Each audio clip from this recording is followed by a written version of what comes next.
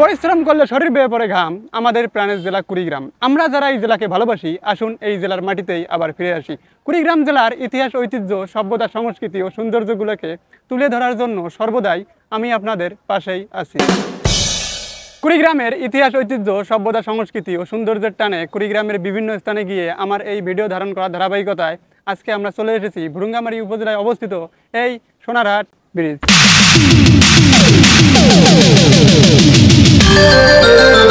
দর্শক মন্ডলী, আজকে আমরা এই সোনারহাট ব্রিজ আপনাদেরকে দেখানোর পাশাপাশি এই সোনারহাট ব্রিজ সম্পর্কে কিছু প্রয়োজনীয় তথ্য আপনাদেরকে জানানোর চেষ্টা করব। সেই পর্যন্ত আমাদের সাথেই থাকুন।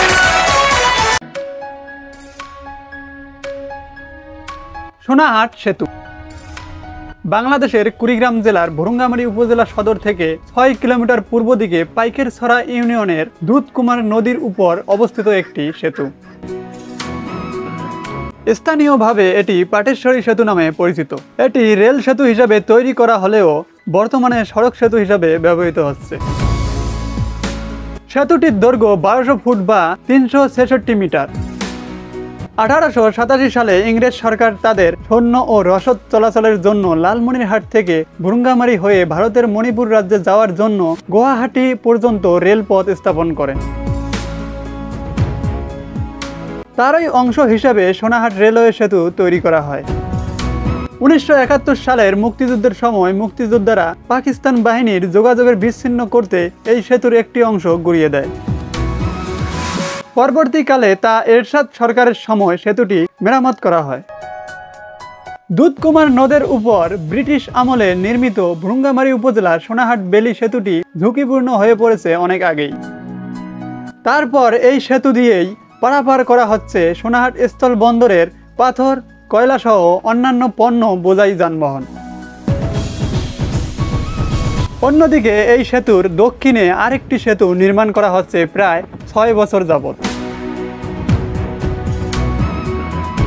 এদিকে ঝুঁকিপূর্ণ বেলি সেতু দিয়ে 10 টনের বেশি পণ্য পরিবহনের নিষেধাজ্ঞা থাকায় ট্রাক লোড আনলোড বাড়তি খরচ গুনতে হচ্ছে ব্যবসায়ীদের।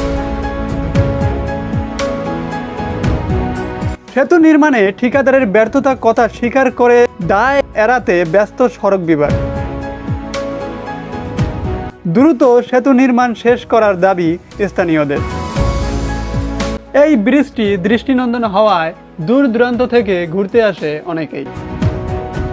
বাংলাদেশের যে কোনো স্থান থেকে রাজধানী ঢাকায় এসে আসাদ গেট, কল্যাণপুর এবং গাবতলী থেকে নাবিল, হক স্পেশাল, হানিফ, তানজিলা ও এনার মতো বাসে কুড়িগ্রামে যাওয়া যায়। বাস ভেদে ভাড়া পড়বে 550 থেকে 1000 টাকা। আবার কল্যাণপুর রেলওয়ে স্টেশন থেকে কুড়িগ্রাম এক্সপ্রেস ট্রেনে চড়েও কুড়িগ্রাম যেতে পারবেন।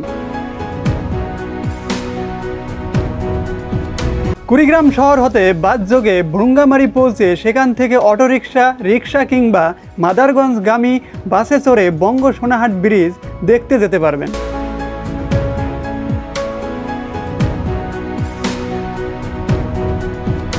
সুপ্রিয় দর্শক শ্রোতা, আজকের ভিডিও এ পর্যন্তই। সেই সাথে সবাই ভালো থাকবেন, সুস্থ থাকবেন। আল্লাহ হাফেজ।